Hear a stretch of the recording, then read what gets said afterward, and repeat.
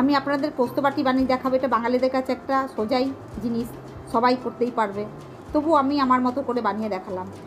এটা গরম ভাত দিয়ে খুব ভালোই লাগে খেতে।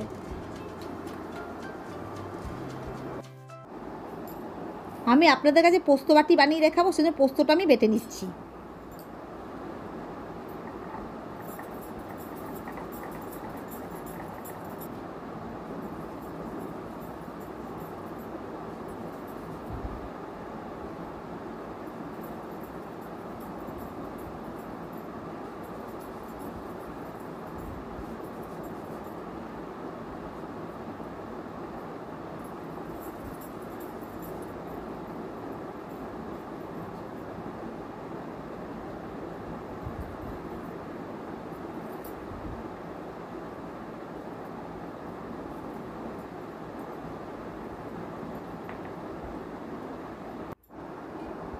পোস্তটা আমি একটু মিহি করেই বেটে নেবো।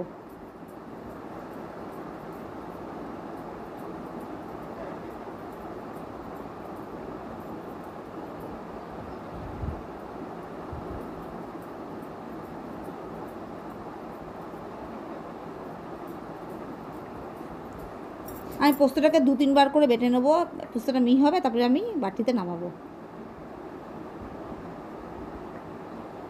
আমার পোস্তটা বাটা হয়ে গেছে। এবার আমি সিল থেকে এবার আমি বাটিতে নিয়ে নেবো।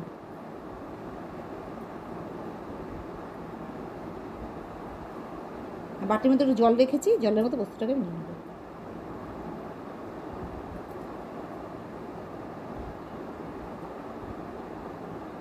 এবার আমি পেঁয়াজ কেটে দেবো, তো পেঁয়াজটা আমি কেটে নিচ্ছি।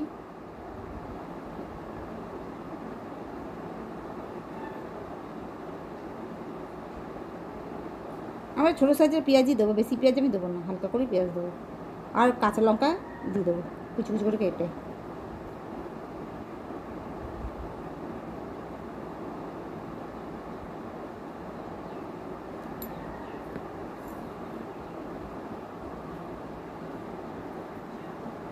এবার নুন দিয়ে দিলাম।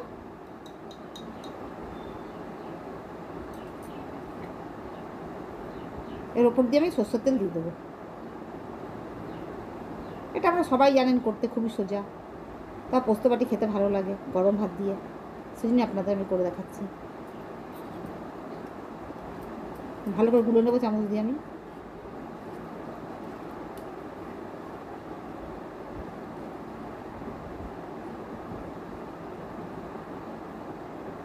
আর একটু সামান্য জল দিয়ে দিলাম আমি। একটা গ্যাসটা ধরে দিলাম। এবার গ্যাসের মধ্যে আমি বাটিটাকে চাপিয়ে দেবো। নাড়তে থাকতে হবে, নাহলে তো নিচে লেগে যাবে। একটু বেশিক্ষণ নাড়তে থাকতে হবে।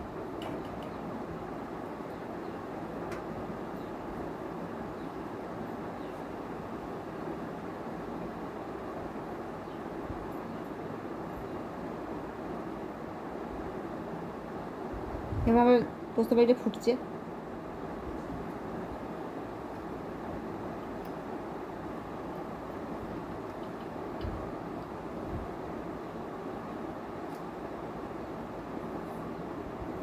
এবার ভালো করে নাড়াতে হবে, নাহলে তো পাশে লেগে যাচ্ছে। চামচ দিয়ে ভালো করে নাড়াতে হবে, নাহলে লেগে যাবে নিচে। এবার পোস্ত বাটিটা আমি ভালোই ফুটছে। এবারে হয়েই এসছে পোস্ত বাটিটা। আর একটু জলটা শুকোলেই আমি নামিয়ে নেবো। আমার পোস্ত বাটি হয়েই গেছে।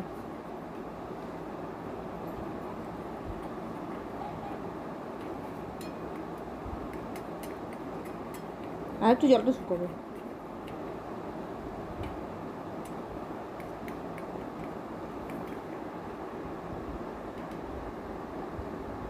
এটা করতে তো বেশি টাইম লাগে না, অল্প টাইমই হয়ে যায়।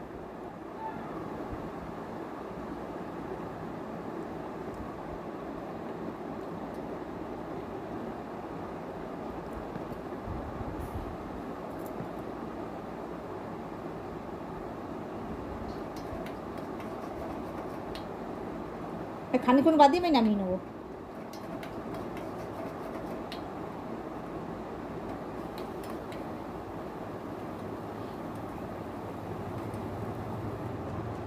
আর পোস্ত বাটি হয়ে গেছে, আমার থালা আমি নামিয়ে নিয়েছি। দেখলেন তো বন্ধুরা আমি কীভাবে বানালাম। আপনারা এইভাবে বানাবেন, খুবই সোজা। আর ভিডিওটা যদি ভালো লেগে থাকে অবশ্যই করে আমাকে লাইক করবেন, আর অবশ্যই সাবস্ক্রাইব করে দেবেন। তাহলে আজকের মতো বিদায় নিচ্ছি। অন্য কোনো দিন অন্য কোনো রেসিপি নিয়ে আপনাদের সামনে হাজির হব। নমস্কার।